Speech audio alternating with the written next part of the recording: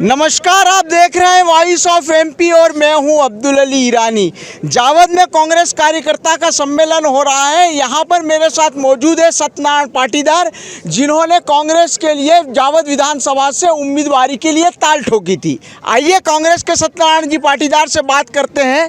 Satyanarayan ji, voice of MP में आपका स्वागत है। धन्यवाद।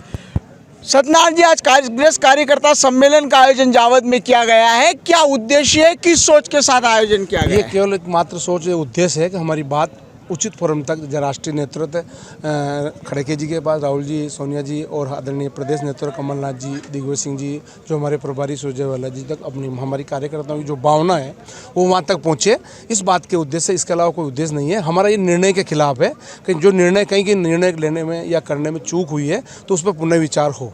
किस तरह का निर्णय करने में? निर्णय जो विधानसभा का जो उम्मीदवार समंदर पटेल को बनाया है, तो कहीं आज 1 महीने पहले कांग्रेस में या 1.5 महीने पहले, उसके बाद उसकी पुराने जो इतिहास देखा जाए तो एक 2018 में पार्टी से बगावत का चुनाव लड़ा था।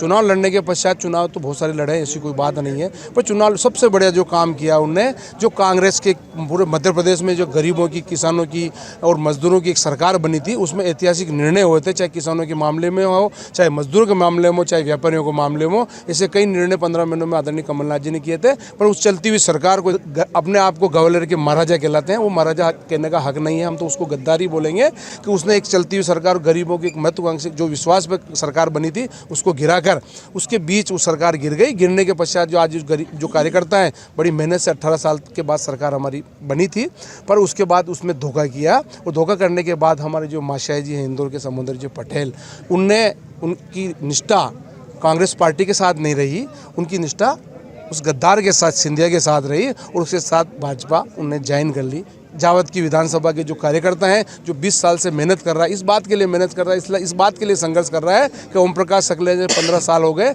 और 30 साल इसके पिताजी रहे। 50 सालों से जो संघर्ष कर रहे हैं परिवार, आज उन पर एकदम उनने आके छाती पे आके बैठ गए और उनने एक अपने पैसे, धन बल के और माफियाओं के चक्कर में इस टाइप का जो निर्णय उनने कोई भी प्रदर्शित किया, उसमें हो सकता है हमारे कहीं के जो जिला स्तर के या छोटे स्तर पे संगठन ने कहीं कमलनाथ जी को मिसगाइड किया था और उसी पे निर्णय हो गया है। तो हम यही बात कर रहे हैं, हमने ऐसा सोचा था कि इसलिए हमने इस पहले विरोध नहीं कर पाए। अब आपकी रणनीति क्या रही? हमारी रणनीति, पहली रणनीति है कि हम कांग्रेस झंडे के नीचे संगठन का कार्यक्रम किया है और उसके बाद हमारी उचित फोरम तक, हमारी कमलनाथ जी तक बात पहुंचाएंगे। उसके बाद हम कह रहे हैं कि इसमें पुनर्विचार होना चाहिए और जो स्थानीय कोई भी कार्यकर्ता, ये बात महत्वपूर्ण बात नहीं है कि सत्यनारायण पाटीदार को नहीं मिला या बालकृष्ण को नहीं मिला या राजकुमार को नहीं मिला, ये महत्वपूर्ण बात नहीं। महत्वपूर्ण बात यह कि जो कांग्रेस कार्यकर्ता है, जो 20 साल से संघर्ष कर रहा है और 20 साल से इस बार आशा की किरण थी, इस बार सरकार बनेगी और यहाँ का विधायक हमारे बीच का बनेगा, वो कहीं विश्वास उनका टूटा है, तो उस विश्वास को पुनर्जीवित करने के लिए हम कार्यकर्ताओं की बात कमलनाथ जी तक पहुंचाएंगे और उस पर पुनर्विचार हो।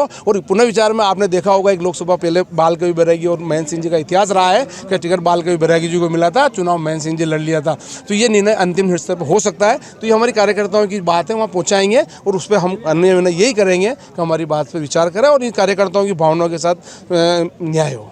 भावनाओं पर विचार करने के बाद आप लोगों की समर्पण भावना क्या रहेगी? हमारी समर्पण भावना कांग्रेस है, कांग्रेस के साथ रहेंगे और पर फिर भी विचारधारा तो अपनी जगह विचारधारा के साथ कायम रहेगी।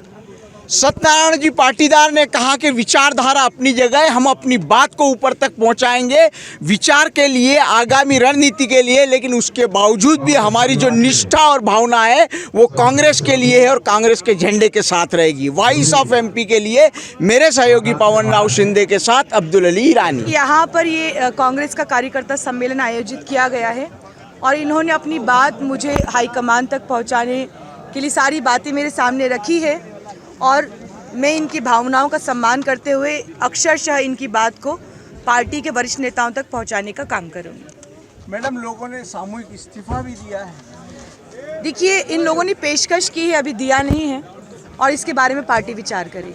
देखिए, मुझे अपने इन साथियों पर पूरा यकीन है कि ये कांग्रेस की विचारधारा पर यकीन रखते हैं। पार्टी निराकरण निकालेगी इस बात का और मुझे अच्छे तरीके से पता है कि ये सब साथी मिलकर कांग्रेस के लिए काम करेंगे। कमलनाथ जी आपकी बात को सुनेंगे मैडम, कार्यकर्ताओं की भावनाओं को? देखिए, ये उनका विवेक है कि वो मेरी बात सुनेंगे या नहीं। मेरा काम जो है उन तक अपनी बात पहुंचाने का, कार्यकर्ताओं की बात पहुंचाने का, मैं अपना काम करूंगी।